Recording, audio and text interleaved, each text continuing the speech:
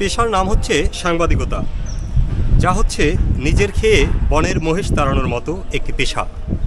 সকালে ঘুম থেকে উঠে নিজের ঘরের বাজার, স্ত্রী, সন্তানের কথা না ভেবে মানুষের সেবার জন্য, মানুষের দুর্ভোগের জন্য প্রতিনিয়ত দেশের অসংখ্য সাংবাদিক এভাবে নেমে পড়ে।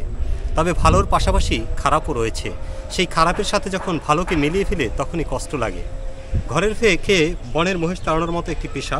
দেখুন, জীবনের ঝুঁকি নিয়ে আমার নিজের বাসস্থান থেকে কয়েক কিলোমিটার দূরে চলে এসেছি একটি জনদুর্ভোগ, একটি ব্রিজের প্রতিবেদন করতে। এটি হচ্ছে বাকরগঞ্জ উপজেলার ভরপয়সা এবং পাত্রিশিবপুর ইউনিয়নের সংযোগ সেতু। সেতুটি খুব বেহাল অবস্থা। এটি আজকে এই প্রতিবেদনটি করতে এসেছি।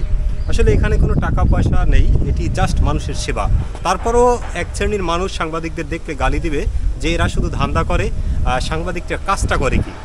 তো তারপরও আমরা কাজ করে যাচ্ছি। আসলে যারা সমাজের জন্য, দেশের জন্য কাজ করে, তারা কিছু পাওয়ার জন্য কাজ করে না, তারা মানুষের উপকারের জন্যই কাজ করে।